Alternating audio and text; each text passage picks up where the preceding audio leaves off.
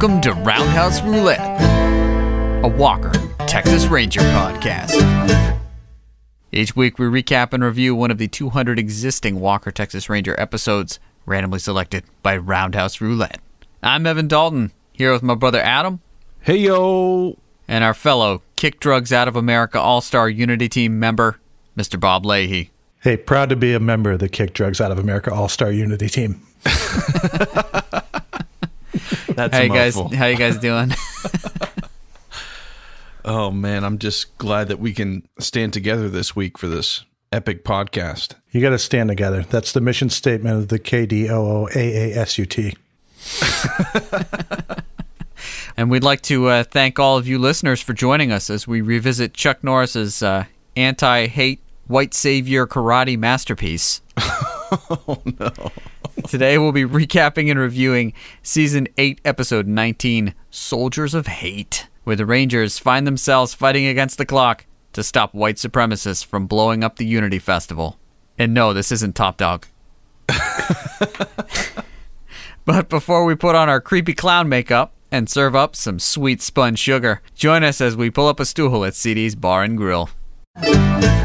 Oh, hey guys. Fancy meeting you here in this fine establishment. Yeah, nothing's changed. I thought they said things would change in 2021, but feels like more of the same. But as long as they're serving up Walker, I'm here. The only thing changing is the episodes of Walker. Yeah. And, I guess, the weekly beer. What has CD got for us this week, Evan?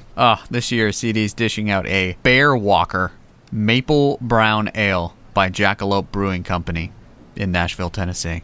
According to the menu, Bear Walker was inspired by, quote, our brewmaster Bailey's Vermont roots. Pure maple syrup is infused during the conditioning phase and is noticeable from start to finish. Chocolate malts add roasted notes to the flavor and aroma. It's also more highly hopped than most browns to create a balanced yet complex brew. The name comes from Native American folklore, and a bear walker is a sorcerer who can shapeshift into a bear. A werebear, if you will. Seems fairly appropriate. Yeah, a Bear Walker Brown. Yeah, I can see why CD would want that on the menu. And then the Native American roots. It dovetails with Walker's origin story. Unbelievable. As if we didn't know what a bear walker was. Come on. Right. That said, you guys ready to unleash the bear within? Let's do this. Is that what a bear sounds like? I don't know, and I don't want to find out.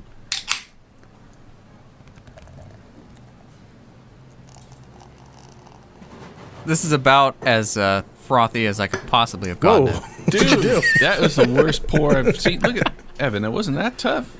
I think I shook it up on the way downstairs because it kind of flew out of the can when I opened it. You weren't supposed to take the beer walking. Look, man, I mean, the legend can't be tamed. Clearly. I like it. I might be burping a lot tonight. I don't get a lot of the hops. I guess there's a little, but it's more just malty to me. Yeah, I'm with you. Yeah, great flavor, and it's not too malty that it's too thick. It's just right. It's a great sipping beer here. It's clean. I like it. I will say this can art is up there with some of the best can art. I'll say, yeah. It's got this awesome illustrated bear with kind of a rainbow coming out of one of his paws. He appears ready to be giving out bear hugs. Yeah, he's kind of got a friendly face. It's like a smile. Yeah, he's pretty mellow. Growling and roaring, he cooked up his malts, added syrup so pure, did a happy bear waltz. When he was done, he turned back a man and left us this gift, Bear Walker, the can. So he brewed the beer as a bear? Is that what I'm hearing? Yeah, that's what I'm getting from that. It'd be tough without opposable thumbs. There's probably some laws about that, you know. Yeah, but this is from Tennessee, right? So. Yeah, you're right. I've actually had this beer on tap at the Jackalope Brewing Company here in Nashville. We used to have an apartment down the street, and when they first opened up, we were psyched because it was so close, and we would go there every week. And I have had many a Bear Walker, and I still dig it. Adam's just trying to show that he was there first. Yeah, I mean, I want credit. I mean, everybody wants credit. I don't want to share credit. Life is about one-upping other people. That's what I've learned. Words to live by. I've drinking this beer before you guys. So is that better or worse? Not sure. Yeah, you did it first, so you win. I won. You guys are losers. So where did you end up hanging that signed deodorant ad from Chuck Norris? It's right in the bathroom. Nice. Yeah, that's where it belongs, right? That's where you get fresh. Yeah, get ready. It's right to the right of the mirror, and I just look over and get inspired. You're like, oh, don't want to forget to put on deodorant today for myself. Yeah. Does it say the catchphrase on it? Which is, the best defense is not to offend? Yep. It has that in quotes from Chuck Norris. Solid. And then Solid. a fake signature. And then, of course, there's the real signature. Which, by the way, I did a little comparison between the two. I don't know. The dot on the I is a circle, like something you see like a middle school girl do. Mickey Mouse. Are you calling Chuck Norris's signature middle schoolish? I'm calling into question the authenticity of the document. Didn't it come with a certificate of authenticity? I think it was around $15 for this magazine ad on eBay. And I was like, oh, this is so ridiculous. Who would want a deodorant ad signed by Chuck Norris? There's another one up there. And I think pictures of the signing of Chuck signing them. So No, it definitely could be real. It just doesn't look exactly the same. But, people don't write their signatures I the same. am a little offended that you're calling out my Christmas gift, that you're saying that it wasn't real. I mean, honestly, isn't the beauty of it to look at it and think to yourself, there was a point in time when Chuck Norris was brought an underarm antiperspirant advertisement with him on it to sign, and he signed it. So even if that one's fake, there's at least a photo out there showing that he did sign one of those at one point in time, and that's kind of the beauty of it. Yeah, I agree. Yeah. And it's the actual magazine ad. And I've seen the ad without the signature on it. So somebody signed it. Oh, yeah. Somebody definitely did. But the fact that you're calling into question if the signature is real or not, I'm really offended. No, I wouldn't say I'm calling into question. I just took a quick look and I noticed some it was a quick abnormalities. look. Yeah, a quick look. So you better go back and look at that a little longer. So what you're saying is if that were a ballot, it would be sent back to be recounted. It might be, yeah. It might. Okay. I was going to bring this up later, but since we're already talking about the deodorant, I posted up on the social media pictures of your autographed deodorant ad on the social media. Should we check the social media fallout on this, guys? Is fallout the right word? I mean, I think from now on, the segment's going to be called Social Media Fallout, because that's what we're gunning for here, is just, we're trolling for likes. We're trying to stir things up here with this podcast, and we want fallout. All right, so for anyone who listened to our holiday special, we played Chuck Norris's commercial, his 1992 Right Guard deodorant TV commercial, but I shared it on the Legend of Chuck Norris fan group and asked, did Chuck Norris convince any of you to switch to Right Guard in 1992? And we had 219 likes on that, which is insane for just reposting a deodorant commercial, and a few responses. Mark says, you need to keep up your left guard as well if you're going up against Chuck Norris. I think that's sound advice. Yeah. And I also posted this up on the namesake Walker Texas Ranger group, and we heard from a few people about whether they used it or not. Samuel says, I still use it, which leads me to believe that Chuck Norris changed him and he's been a life user of Right Guard. Same with Charles, still use it today. And Jacob, who's been an active Walkerite on this group here, says, I love it. Didn't know he did that back then. So he was already using it. So I guess Chuck Norris really didn't do anything there. But we also heard from Carol. Right, Bob? We sure did. Carol said, I don't remember thinking of Right Guard ad, but my husband at the time did. I think at Menu probably did. What? I can't read that. It's too small. No, you got it. At the time, did I think Al Menu probably did. Okay. It's autocorrect. One can only assume. Yeah, but so it sounds like her husband used it at the time, and that's about 3 people that Chuck Norris convinced to use the deodorant. At least, yeah. Well, one thing I pledged to do last year, which I actually accomplished, was sort every email in my inbox that I had never sorted before. And it took me all year. So periodically I'd be emailing people, oh, look at this. I found this random thing. And I sent something to Evan. I haven't heard. You didn't even write back, Evan, you little butthead.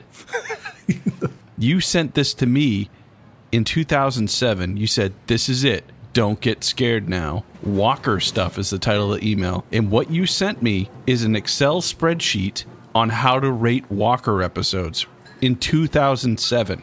Speaking of thinking of it first. Yeah. So this is your fault then, Evan. I didn't intend for it to go this far. Clearly. You planted the seed. Bob, do you want to pick out some of the namesake stuff we got here? Yeah, all these different columns. We got season episode name, roundhouse kick, sleeper hold, creepy bad guy, explosion, car chase, old friends, super shot. These are all very relevant. CD's bar, Walker acting as a parent. That's good. Awkward romantic moment. Cheesy one-liners, back of truck, easy way or hard way, joke about women, computers undercover, freeze at end, credits at halfway. Yeah. I mean, a lot of these we're charting, and we've experienced all these things so far. I guess, Evan, I can't believe you one-upped us on this podcast, dude. Yeah, pretty much. You know what I have to say to that is I sent that to you in 2007, and you didn't respond back then. So why should I respond to your email? Right? Yeah. Fair enough. Speaking of the first being the best, I think we can probably safely say that's the case with the Walker shows. Yeah, there was another article in Texas Monthly by Sean O'Neill, and if you'll remember, this is the guy that I stumbled across his article, I think from last year, that kind of announced that there was going to be a Walker reboot. And Sean, he described Walker Texas Ranger so well. I've never heard anybody describe it as well. And he does it again in this column here. What's the headline here, Bob? The Walker Texas Ranger reboot is ready to kick some ass, mourn some wives. And he goes on to say, as I noted when it was first announced, the CW's reboot of Walker Texas Ranger has some awfully big boots to fill before it uses those boots to stomp a little justice into someone's forehead. It's not just the absence of Chuck Norris as the two-fisted, mono-bearded Texas Ranger who dispatched drug cartels while dispensing searing social commentary with enough energy left over to wrestle a bear. Twice. From its very conception, this reimagining, starring San Antonio native Jared Padalecki, has lacked something even more essential, namely the understanding that Walker Texas Ranger was always an extremely silly show. An absurdist proto-meme of a series that turned slow-motion ass-kicking into surrealistic art, and at one point had Norris fly around on a jetpack. I can't wait till we get to that episode. Instead, this new Walker is a deathly serious bid for prestige drama, a story of a broken widower desperately trying to reconnect with his estranged family while being tormented by his wife's mysterious death. This Walker's jetpack is sorrow. The only thing he wrestles are his emotions. Gross. Granted, there's probably still time to kick someone through a window, even when you're busy mourning the love of your life. That's probably somewhere between anger and bargaining on the Kubler-Ross model of grief. But you definitely won't see much of that in the first look trailers that the network shared this week, other than a scene where Padalecki, his stunt double, lassos a criminal while on horseback. It's a surprisingly teary, dismayingly action-deprived affair that mostly finds everyone in Austin lining up to remind Walker, Texas Weeper, that his wife is dead. Yes, sir, this ain't your daddy's Walker, Texas Ranger, unless your dad is a profoundly sad man. I think it's interesting that he points out that it's an extremely silly show. A proto-meme. I like that. We need to get Sean O'Neill on the show, huh? That guy can probably talk poetry about Walker. Oh my gosh, his other article went into depth about what Walker is, and he nailed it. But we'll share this article up on our site, and maybe we'll be able to talk to Sean down the line. That said, we're excited to give the reboot a watch, and we'll definitely be covering the premiere, but our main focus here is OG, Walker Texas Ranger, Chuck Norris style. That said, we've got a lot to cover this week, so let's dive into it. If you're watching along at home and don't want any spoilers, hit that pause button and watch Season 8, Episode 19, Soldiers of Hate. and come on back to us. Welcome back. Let's dig in, boys. This episode originally aired in the tender date of March 18th, 2000. In the year 2000. And it opens with some kids in our favorite hospital. So yeah, this is clearly a children's hospital because there are lots of sick, sad-looking children. And what cheers children up more than karate demonstrations?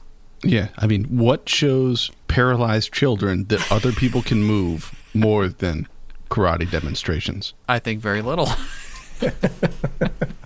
But we don't see any karate demo yet. We just learned that it's going to happen. I mean, they're really building this up. And we get a hard, jarring cut. So this is a zoom/pan/sound effect swish to Boise, Idaho. Because, you know, why not? And a judge is sentencing some white supremacist for a hate crime. May we say that the judge is African American?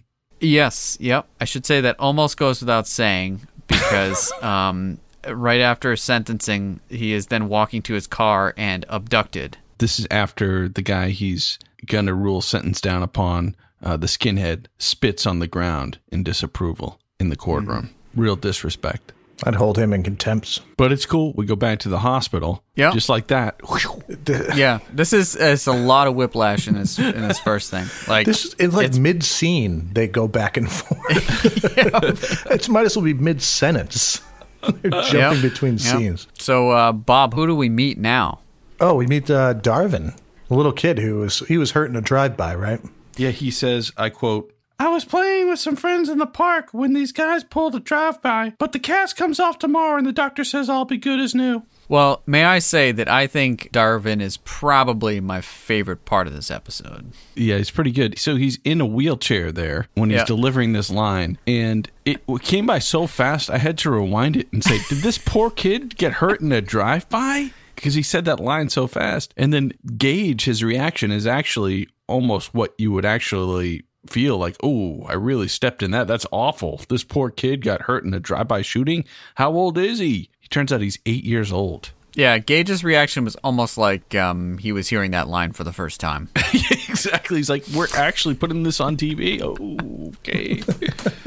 So, yeah, you know, so they're tackling gang violence there. And zoom back to some crazy encampment for a group called the Soldiers of the New Millennium. Now, we've seen many white supremacist groups on this show, and the one thing they're all very terrible at, making signs for themselves. I thought you were going to say coming up with names for themselves, because they're always pretty terrible. I'm sure the Soldiers of the New Millennium's website also totally blows. It's also probably got the little dude digging a hole in the bottom. It says under construction. Yeah. But yeah, so they've got a sign up that's spray painted Soldiers of the New Millennium. And we see the judge, who is now tied to a tree with 3 guys with guns pointed at him. And this hashtag creepy bad guy is espousing his white nationalist agenda at the judge, who's just like... tied to a tree. Yeah. Again, we're like, oh, we're going to witness a actual hate crime of the judge that was going to sentence this guy. Yep. And he's tied to a tree. It's snowing. And the bad guy, he tells his firing squad to just take 3 assault rifles and start shooting the judge. Terrible. I'm surprised they attempted to show this. They actually did show it. And Well, they showed him, but then he had no blood on him. And then later, though, the next scene, or like next cut, the next clip cut, to him. yeah, then he had some blood on him. But it was clear that they mowed this guy down. But you know, it's okay because we're gonna do a hard cut back to the hospital. And hey, you know, forget about that. It's a karate demo time. Right. And Darvin's there with his mom over him, and Gage and Sydney and Alex, and the mom's like, oh, we better go get our seat. That looks like the demo's about to start. And Darvin's like, oh, I've already got my seat, because he's in a wheelchair. And everyone thinks that's quite clever. Everyone laughs, and they're like, oh, look, he's even cracking jokes about him being shot in a drive-by. Oh, God. And we see pretty sick karate demo. Can you describe it, Bob? Oh, man. Okay, how about you describe the music? The music was fantastic. They had like this turntable just keeping time almost. Like, Yeah. And then there was like guitar slide down the neck, like, yeah. and then it landed not in like a rap beat, but it sounded like the intro to Legends of the Hidden Temple for a few seconds. And you're like, what is happening? And there's like a female voice that comes on. It's like, stand together, strong, forever, ever. And then it breaks into like some rap beat, and Walker's students are doing like karate moves to this. How would you even describe the genre of this? It reminded me of the Happy Hands Club from Napoleon Dynamite. Yeah. This reminded me of any of the songs from the movie Miami Connection that the band Dragon Sound plays, because the whole band's made up of orphans that know karate that play rock music, and all their songs sound like this and have childish lyrics. I actually took the time to write the lyrics up for this one. I'm watching your back. It's white or it's black. You gotta hang tough. Start giving up. Oh, yeah.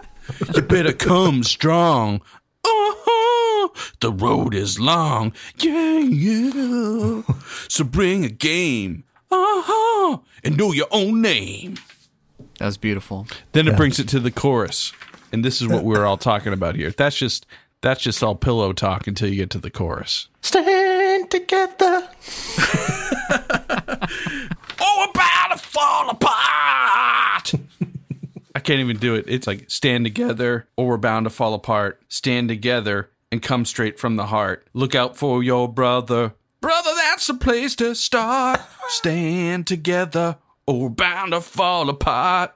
And then they end together. For listeners out there, we tried to find this song. It was written for the show itself, and I so badly wish we could add it to our Spotify playlist, but it was custom made for this episode, and it is chopped and reused like 80 times throughout this episode. I would love to get a raw copy of this track if it's out there. I would love to see it stay within this episode and not leave. All throughout this whole song, there are kids of all ages, races, and sizes kicking each other, basically. I'd say that I cringed when I first heard the song, but it was a cringe that lasted the entire 2 minutes of this scene. Yeah, it was really long. Yeah, it went on too long, especially when we literally have scenes that zip back and forth in 2 seconds that you're like, that they take place within other scenes. I will say, when the karate group first comes out, you hear like applause. They pan around the room and nobody's clapping. Oh, well, that just shows how good Chuck Norris is. And Darvin, this is why he's my favorite part of the show. It's because like initially when they start doing the karate, he's like, "What is happening? Like, I don't know how I feel about this." And then they sort of cut back to him during the stand together a few times, and he's slowly getting into it. And by the end, he's like, "Yeah, I'm gonna." He's do that. sold. Yeah. Okay. So sure. you're saying he's the best actor of this episode, is what you're saying? Hands down, yes. Yeah, so, there's a karate demo, and that's all great. It makes us feel great about things, and we almost forget that we just watched a hate crime. But in case in our millennial ADD states we had forgotten, we are sent back to the Soldiers of the New Millennium encampment in Idaho. And this guy brings in the sick, unmarked VHS tape, and he's like, "This just in from our friends in North Texas." And they put it in their sick top-loading VCR. And it's like this news thing about, people in North Texas are so happy about the way things have been going that they're going to be holding a racial unity festival in Dallas on Sunday. And the leader of the group is all like, "Looks like we've got ourselves a little date in Dallas on Sunday." Well, not a lot of heads up, right? No. And maybe that was their downfall. We'll get into that, but not a lot of time for planning. We'll probably be bringing this up a good amount, but the climactic scene in Top Dog takes place at a racial unity rally of sorts. So there are a lot of parallels between this episode of Walker, Texas Ranger and Top Dog, which, it's not like Top Dog was written and produced by Aaron Norris or anything. So Right. No. right, yeah. Oh, it was. Oh, Yeah, okay. matter of fact, it was, yeah. So, after the theme song, we come back and Gage and Sydney have actually been called into the local hospital. Because this is something that hospitals, they have the Texas Rangers on speed dial. So, if it's getting unruly in the hospital waiting room, they call the Texas Rangers. So, they've been called in. Apparently, a gang member was shot in a drive-by. We learned that it was a member of the Clover Ave Raiders. It sounds like a street hockey team, It does. It doesn't sound like a street gang. flag football team. Yeah. That's like a merchandise item we need to get on as a jersey for that. This is a classic case of Texas Rangers being serendipitously in the right place at the right time. And the people that they help de-escalate are actually the Clover Ave Raiders, and that includes little Darvin's older brother, JJ, who's the leader. Which earlier in the exposition, they explained that JJ was in the gang and that he wasn't there to look out for Darvin and to make sure he wasn't in the gang because he's in the gang and looks to be the leader of the gang. Yeah. So Gage is like, wait, you have a little brother named Darvin? And JJ's all like, what? Yeah, talk about coincidence. And right on cue, as is typical in all Dallas hospitals, a man with horrible bedside manner comes out and says, "Oh, you guys with the shooting victim? Yeah, he's dead." Yeah, he's And then he leaves. It's just like, well, okay. Yeah, I will say that's probably the most that Sydney does in this episode. She really got the short end of the stick on this episode. Yeah, she did. She didn't do any jumping. She didn't do any fighting. But she did go to the hospital. And everything she said was basically repeating something someone else said the whole episode, I think. Do we know that she didn't do the vocals in the song, though? We don't know that. We It's don't possible know, she right? did. I'm just going to say that she did, yeah. For those who don't know, the actress who plays Sydney, Nia Peoples, had a Paula Abdul spin-off career. So, cut to nondescript militarized vehicles entering some sort of other impoundment. And the gang leader, he steps out of the vehicle and he meets some other pseudo-soldiers who are part of the Soldiers of the New Millennium North Texas Division, clearly. And he's like, you seem like good soldiers. And they do this sort of pseudo-militarized BS talk back and forth. And then he walks away, and the one guy's like, that's Travis Braxton. He's our leader. He's dreamy. I know. He's so dreamy. And for us watching, that's the first time we've learned who this person is. And immediately upon arriving, he tells people where it's at. He says, like, hey, I can trust you guys, but I can't trust this guy. This guy over here is an undercover agent sitting on the couch. And he just shoots the dude. And for a second, I was wondering what had happened, because it wasn't particularly convincing in any sense of anything. But, you know, they threw a blanket over the guy, and I was expecting a guy to sit down next to him. It was kind of like there was a guy standing there, and I was like, oh, is he just going to cover him up and then chill out on the couch next to him? yeah, pretty much. They're like, hey, man, I don't care if this guy shoots someone on my couch. I mean, he's Travis Braxton. He's that cool. But honestly, like, this episode spends way too much time on other aspects. We fail to see, I mean, granted, when we see Travis Braxton, he's doing terrible things, but doesn't really build up any sort of conflict with him. Oh, are we giving our rating of the episode right now? Or I mean, I'd love to, so we don't have to talk about the rest of it, but sure. We'll move on.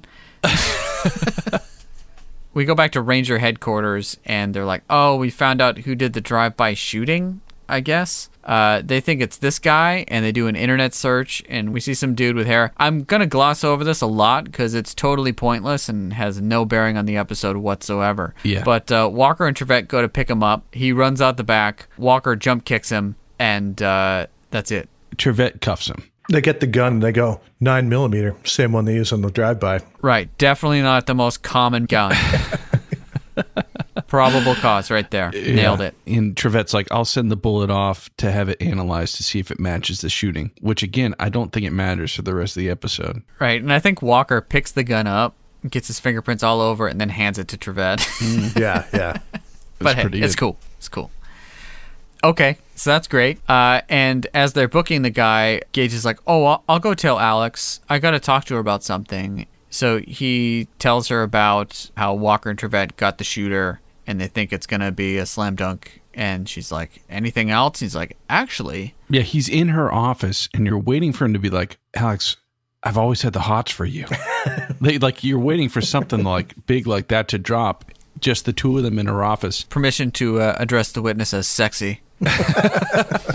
Exactly. That's what I was like waiting for. I'm like, what is happening right now? It's like, hey, I thought that Darvin was a really great kid. And Alex is like, yep, all the kids are great. He's a great kid. And Gage is like, if it's okay with you, I don't want to beat you forward, but, I'd like to hang out with him sometime. And Alex, for any DA, this should be like a red flag. When an adult comes to you and says, I really like this child, I want to hang out with him sometime, is that okay? As the DA, best move is to say, with proper supervision, sure. Not, yeah, go for it. Which is what she says. Yeah, but I started watching this episode again while I was getting ready for the podcast. Even Gage is like, well, how come his older brother doesn't take care of him? And, we've tried to get him to do it, but he's in a gang. Like, they do it multiple times saying that he doesn't have anybody there as like kind of a big brother. So to his credit, he's like, maybe I can go in there and kind of be like a big brother program kind of thing. Still kind of weird the way he went about it, but they did kind of try to pad that a little bit. So, yeah, with Alex's blessing, he then goes and picks up Darvin. In a most awesome, like, car. What car was that? He's got the Chevy SS, the sick muscle car. It was pretty sick. Yeah, he pulls up to their house in that. He picks up Darvin from his mom, and he's like, I'll make sure to have him back by 6. And she's like, just make sure you guys have a good time. As they're getting in the car, zoom over, and what we can only assume is the entirety of the Clover Ave Raiders are crammed into a car. And they're bobbing their head to some hip-hop beats. Yeah, and they're like, whoa, what's that guy doing with your brother? Where are they going? And so like, I don't know, let's trail him. So they trail him all the way to the basketball stadium. Yeah, what happens at the basketball game is very weird. There's like stock footage of a basketball game. It's clearly an advertisement for the Dallas Mavericks, all the way down to them meeting the then owner of the Dallas Mavericks, Mark Cuban. Still owner. Yeah, who of course is great friends with Gage and gets them some sick courtside seats. Yeah. And sits with them. He sits with them the entire game. And even arranges for Darvin to be the ball boy. He's the ball boy, and we see... And initially I thought it was Detlef Schrempf. Like a really skinny, tall European dude. But it's actually Sean Bradley, who's another German basketball player. So Gage has kind of pulled some strings with his best buddy, Mark Cuban, owner of the Dallas Mavericks, to get VIP treatment at the game for Darvin. It's just a really weird scene because it feels like it's a non-NBA sanctioned advertisement for the Dallas Mavericks. Because it's just weird, grainy game footage that could be from anything. And then they keep showing like people in Dallas Mavericks uniforms, but the visiting team didn't have any sort of visible uniforms. And on the scoreboard, it said visitor. So there wasn't like another NBA team there. Were there logos? No. Okay, so they didn't even mention the Mavericks. Yeah, and actually the hat that Darvin's wearing, all it says is Dallas Mavs on it in like Arial. Okay, so you're saying this is a backdoor Mavericks advertisement. Definitely. No wonder Mark Cuban is such a great businessman. He's got his own TV show, so he's got to be good. He's on the Shark Tank, right? Yeah, he's in the Shark Tank. But, if he is able to finagle this backdoor advertisement for his basketball team under Chuck Norris's nose, I mean, he's a great businessman. Yeah, they even put a line in that says, boy, that Mark Cuban's a really nice guy. I believe that's the exact line. That's what Gage says. Yeah. And Mark Cuban's like, anytime you want to come back, Gage, just let me know. I wonder if he took him up on that. And next week, they're playing the Harlem Globetrotters. So Darvin had a great time with Gage because he got VIP treatment at the basketball game. I mean, what's not to like? And Gage's arms were filled up with like popcorn, enough popcorn for like 8 people. So they were definitely well taken care of.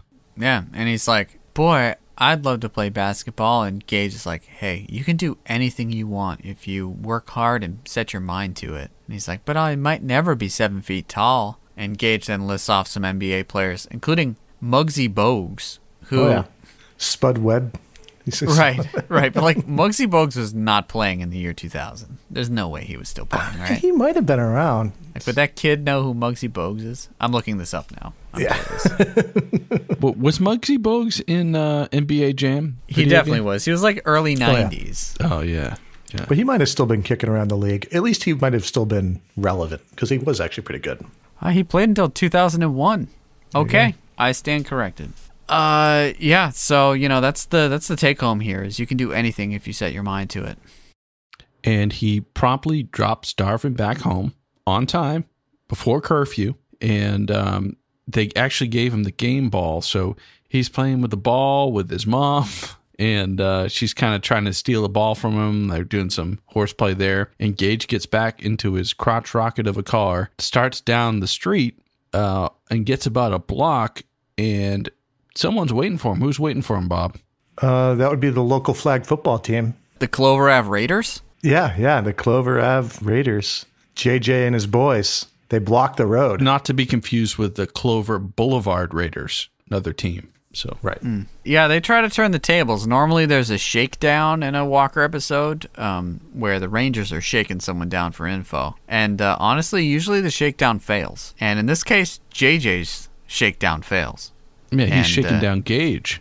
Yeah, they try to put the hurt on Gage. They're like, oh, I don't want to see you with my brother or else. And Gage is like, that sounds a lot like a threat. And things escalate and it turns into a pretty legit fight. Roundhouse kicks are thrown. It culminates in Gage getting JJ in a headlock. And while in mid-headlock, he starts lecturing him on being a good brother. A positive role model. And I will say, this fight was amazing, was it not? It was pretty good. Yeah, it was good. It might have been the best fight in the episode. I mean, it's a pretty low bar, but yeah. Gage just wrecks house on the Clover Avenue Raiders, leaves him panting on the ground, coolly walks back to his car and says, okay, you can move your car, please. That was pretty baller. Yeah, it was pretty good. It was definitely a high moment for him as a character, honestly. But at the same time, they had kind of some self-awareness, too. They had JJ say, well, what do you know? The Great White Hope. Oh, or should I say, the Great White Dope? Ooh. Both of those terms could be applied to the show Walker, Texas Ranger.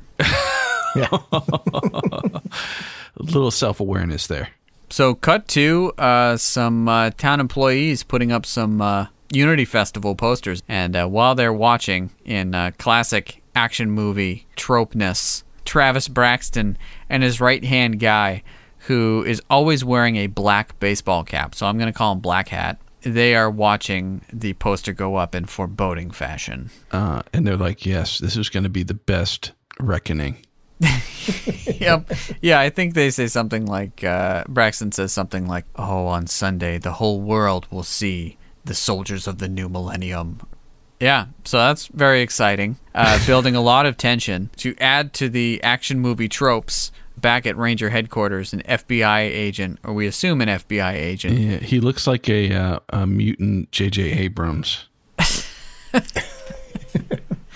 Complete with the suit. And he gives them the rundown on the soldiers of the new millennium, which is a pretty sick slide deck, which is basically 6 slides. 3 of the slides are scenes of hate crimes, and the other 3 slides are the same picture of like real awkward close-up of Braxton's face. So they're like, this is the crime. This is the guy who did it. This is another awful crime. Here's the same picture of the guy who did it. Just so you didn't forget the picture of him before. Here's another terrible, even more awful hate crime pictures of that. Oh, yeah. Did you forget the picture from before? This is his face again. And this is him. And this is before PowerPoint. So he had to make that slide deck. And he's like, okay, this one's going to go first. Okay, then I got to put a picture of Braxton in. And can we get three slides of the same picture, please? Yeah. I know you're going to have to do another batch. Well, 2 more batches, but please. But we did have Walker looking at that photo and close-ups of Walker and then back to the photo. And this is another scene in this episode where it's just like this went on for what felt like 10 minutes. They even passed out like really crappy printouts of like something. It said arm all the people on it and had like a quasi swastika that wasn't like a swastika on it. everyone got one at the table. But I noticed that Walker was the last one to be handed one. Kind of disrespect there. He doesn't really need the info. He just needs the picture.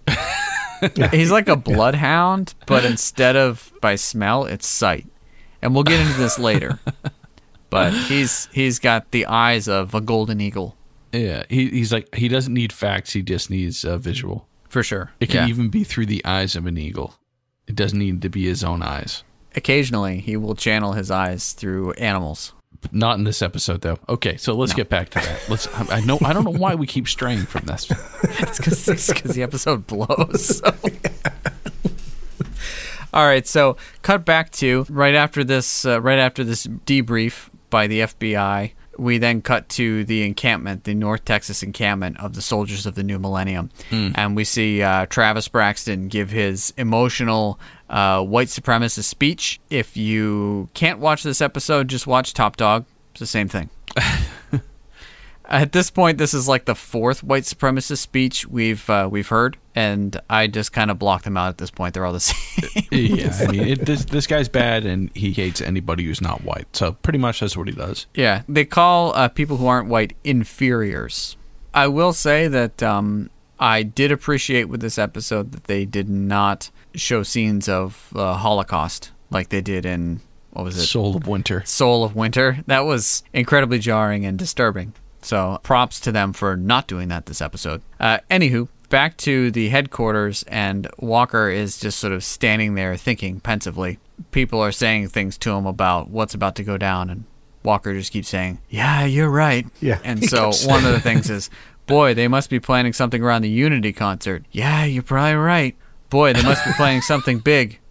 Yeah, you're probably right. So, classic leadership. So he's had a lot to do. Like, pretty much he's done nothing this whole episode. Even in the karate class, he wasn't teaching it. He was standing next to a guy who was teaching it. Right. Well, you know what, though? He was part of taking down another group of white supremacists in The Patriot, and he remembered that case because he told Gage and Sidney, hey, check to see if any explosives have been stolen, particularly at military bases. Oh, so that I'm like, oh yeah, that's exactly what happened in The Patriot. So good on him for remembering that. I don't know if that was intentional, though.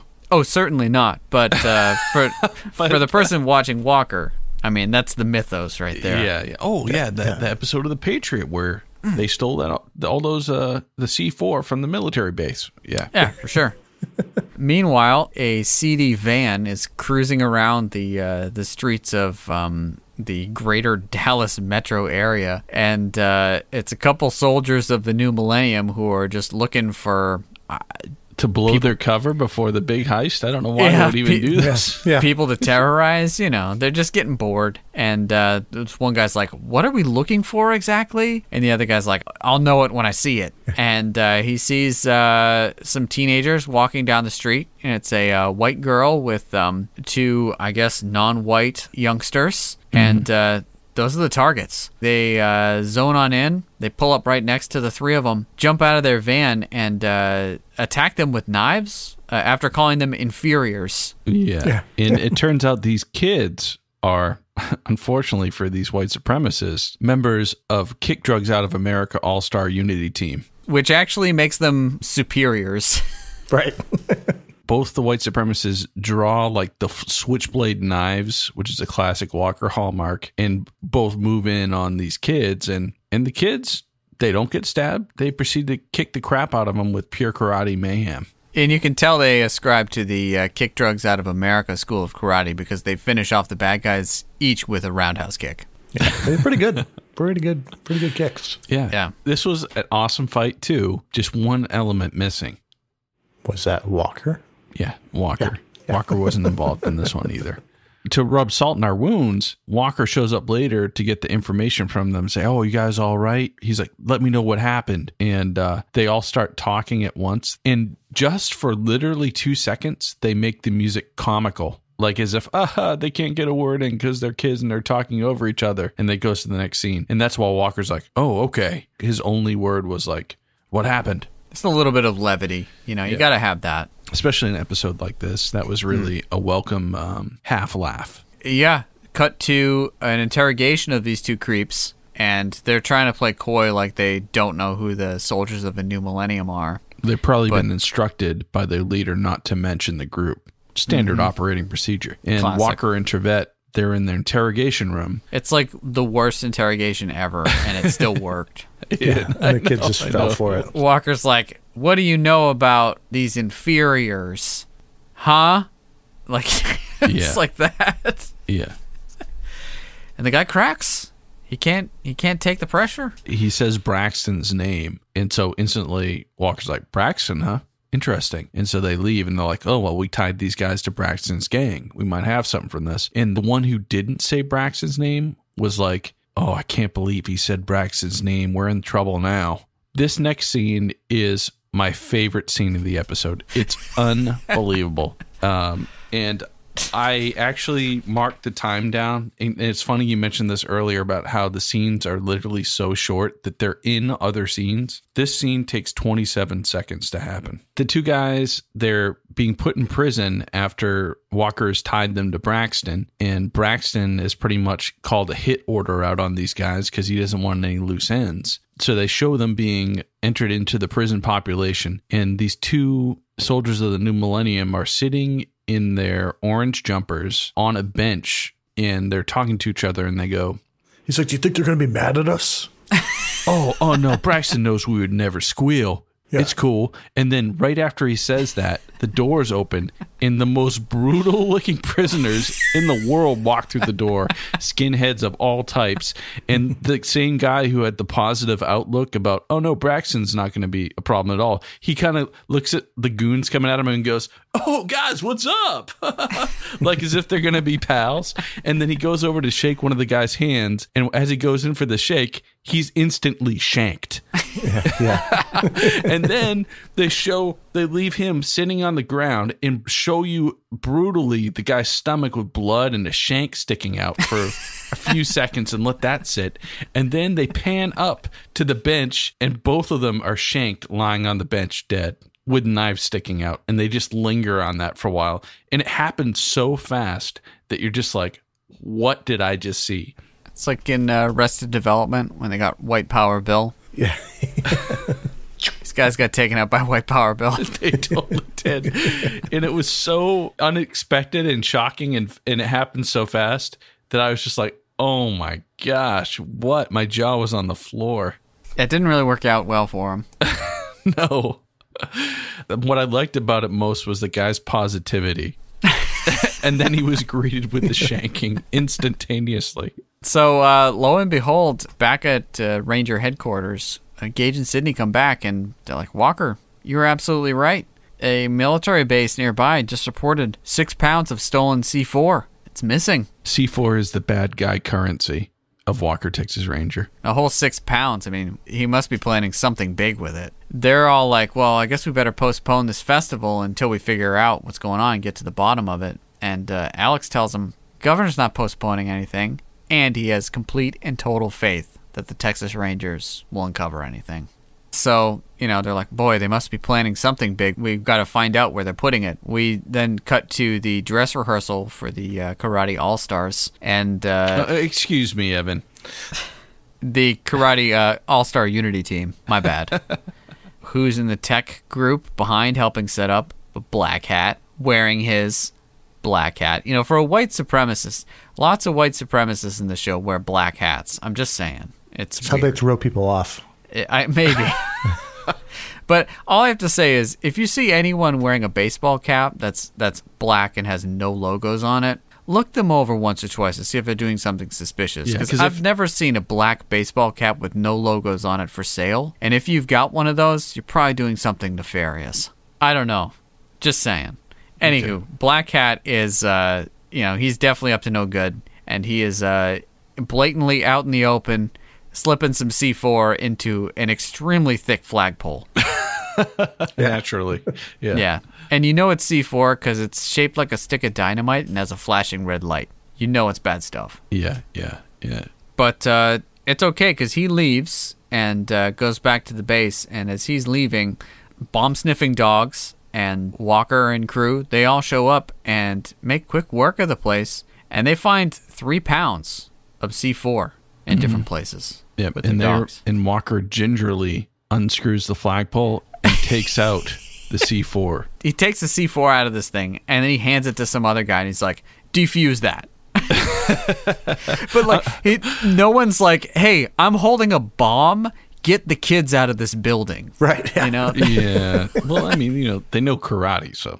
Yeah. And so they find 3 explosives, and they're like, well, each one's about a pound of C4. That leaves 3 pounds unaccounted for, because God knows that they couldn't possibly have stolen or come up with C4 anywhere else. It all has to be this one instance of 6 pounds of missing C4. And I guess what we were getting at earlier is that they just didn't have time to steal C4 from 2 different sources. So they had to be thrifty. Oh, yeah, exactly. I mean, they just had heads up, oh, this weekend this is going down. And they're like, okay, well, let's buy a compound in Texas, okay? No, they're crashing. They're Airbnb-ing down there. Oh, man.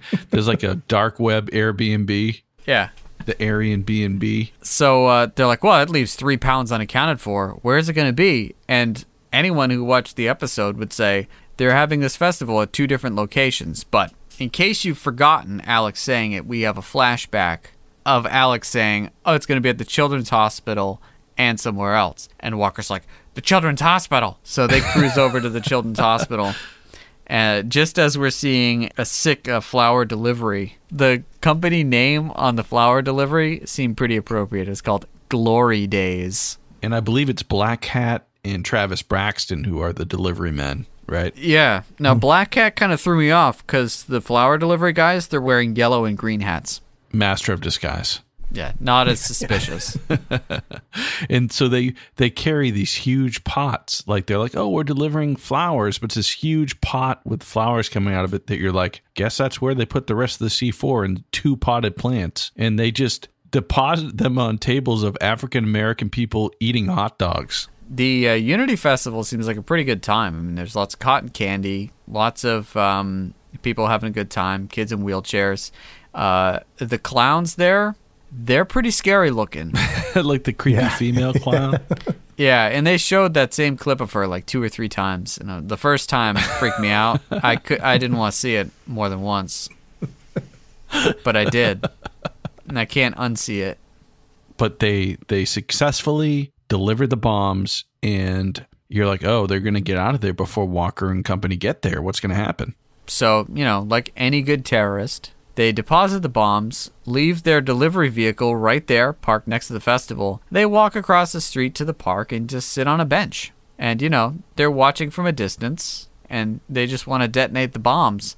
Black Hat really wants to detonate them, but Braxton's all like, no, we have to wait till 2 because that's when the other one's going off. We want them to happen at the same time.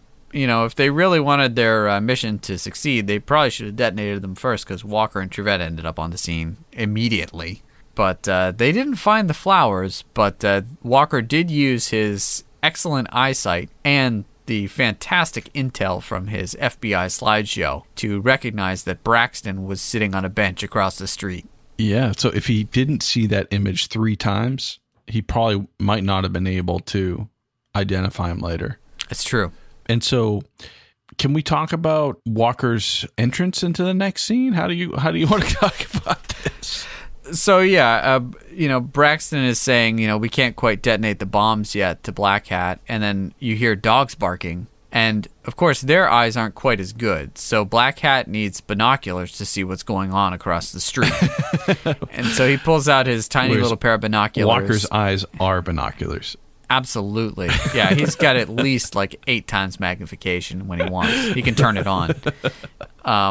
But the Black Hat's like, oh no, they found the bombs. Braxton's all like, get the bag. They pull out this classic detonator. It's got the antenna. It's got a red button and a green button. And Braxton is about to fire up the detonator and push the button when a black blur flips him over the bench. It comes from behind, and you're like, is that the devil coming for him, or what is that? Oh no, Chuck Norris did like a somersault, ripping him off from behind on the... How do you even describe this? I'm watching it right now. All right, here he goes. He's pulling the detonator out. Oh, there he is. He's got antenna out, The guy's looking through binoculars, looking at a German Shepherd. He's turning a dial, trying to figure it out, what button to push. About to push it, black blur pulls him forward. It's like a surprise attack. Black Cat gets taken out by Trevette as well. Pretty good. Yeah, so they basically dispatch these two guys in pretty rapid fashion. And those guys are booked and everything. I guess they take Walker and Trevette's statements and everything in like 2 minutes, because then they're back at the festival for the karate demo. And that's when we get the reprise of Stand Together, our favorite track from this episode. Stand together. I think this one went even longer than the first time. Yeah. I will say, like, the episodes are typically so formulaic that you can be like, okay, well, there's like 5 minutes left, so there would be like a major conflict or a fight at the end or something like that. No, there were 5 minutes left, and all the action was gone. What is about to happen right now? And then the karate demo started, and I realized that the last 4.5 minutes of the episode were a karate demo. Almost the same exact karate demo that they did before. Better lighting this time, though. It was. I don't know. There's a guy, he like punches through like 4 boards in succession. That was pretty sick. Right. They tacked on a few cool things, but a lot of it was like the same routine from earlier, because that was like kind of a rehearsal. Then we get like one feel-good moment at the end, right? Darvin's there with his brother JJ in like a button-up shirt, and you're like, oh, it looks like because he got his ass whooped by Gage, he might want to learn karate now. Yeah, he's reformed his ways. He's hung up his Clover Ave Raiders letter jacket. As heavy-handed as Walker tends to be, they couldn't just leave it at the fact that JJ and Darvin were there and showed up on their own volition, and like that's a good little side story. No, they're like, oh, you should go talk to JJ and Darvin, Gage, and say hi to them. But you know, this show is completely numb to that, so they just go for it. And Gage is like, karate, huh? And Darvin's all like, yeah, JJ and I have started. And Gage is all like, that's pretty good. And JJ is all like, well, you know, he needed a positive role model, I thought. He learned his lesson. It's like, what? And then I think they like fist bump or shake hands like in a bro way. Yeah, they do a little bro hug.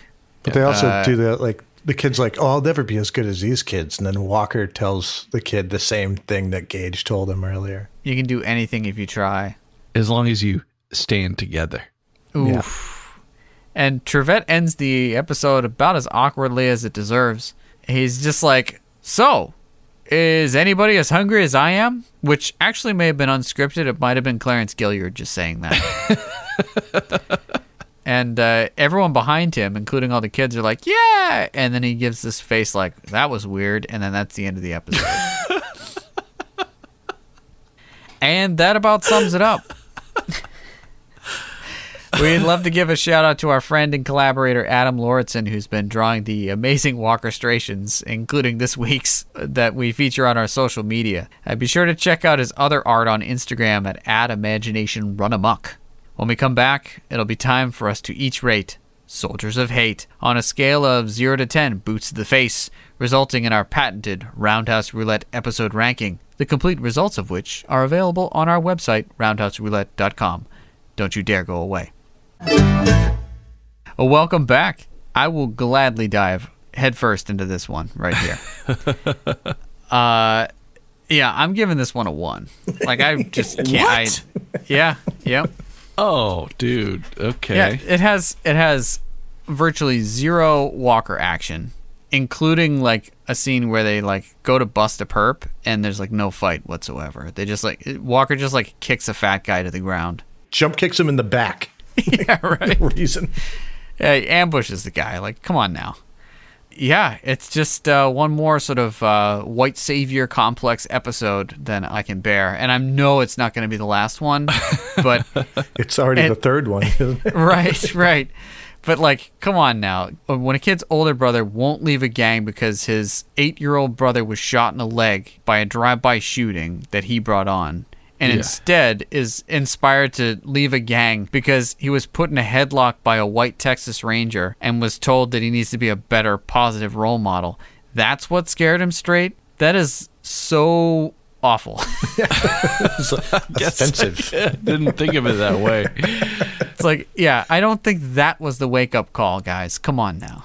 Yeah, there were about 9 too many minutes of karate demonstrations to really, really terrible 90s stock music. It was like that music. I mean, you guys made it sound good.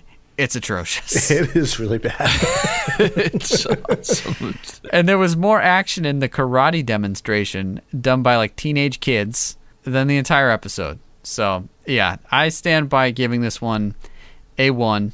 No car chases, no explosions, 1 roundhouse kick. Come on now. Wow. You're kind of shocking my system here, Evan, because I was not thinking of this episode as harshly because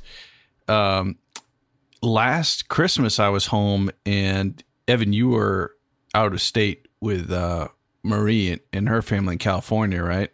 Because you didn't really care about seeing your brother that one time a year that I come home, right? Yeah, well, I didn't have a Texas Ranger put me in a headlock and say I need to spend more time with you, so. Well, yeah. Well, you weren't there, but I did have a great time hanging out with my cousin Yoshi, and we watched this episode together, and we were shocked that it opened with a racial hate crime, and that shanking scene was jaw-dropping. It was like, what? And so maybe it was just the shock factor. I was like, this episode is actually pretty good, but it's just kind of vile. It's not done in the right way. And especially the way they try to treat a poor 8-year-old getting shot in a drive-by shooting. Yeah.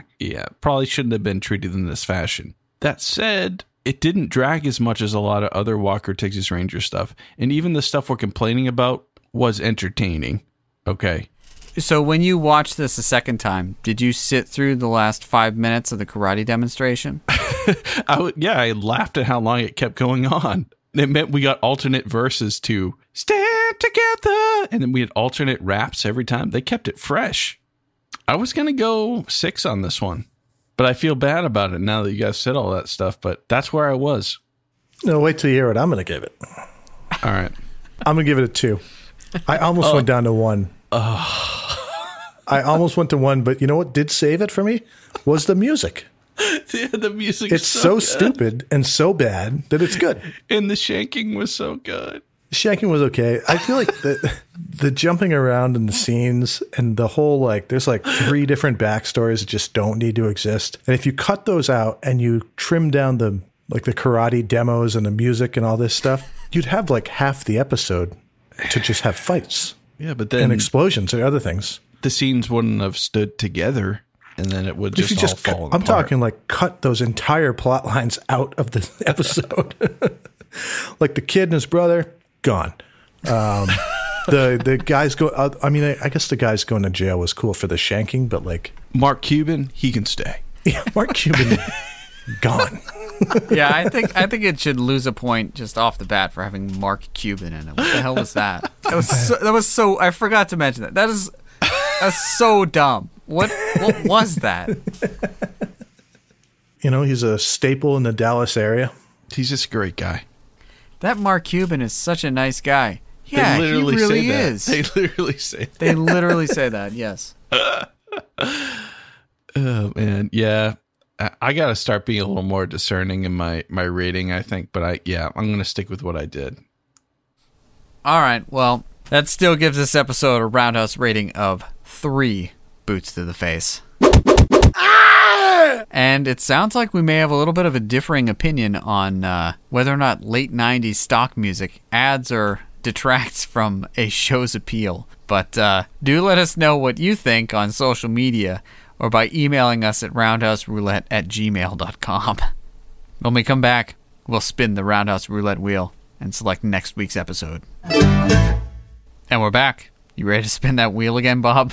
I'd love to. I'd love for us to get out of Season 8. Season 8 has been very hit or miss, but... yeah, more miss as of late. All right, here we go.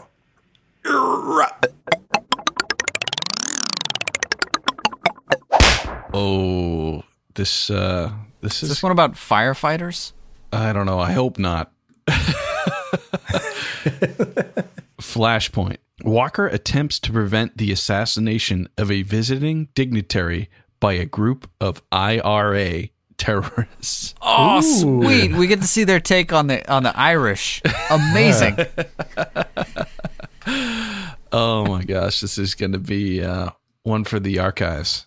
All right, well, we hope you'll join us next week when we share our reactions to Season 4, Episode 13, Flashpoint. And in the meantime, share your opinions with us on Facebook and on Instagram at Roundhouse Roulette and on Twitter at RoundhousePod. And rate and review us wherever you get your podcasts. Thanks for listening, and until next week, May the eyes of the Ranger be upon you. When you're in Texas, look behind you. Oh, 'cause that's where the Ranger's gonna be.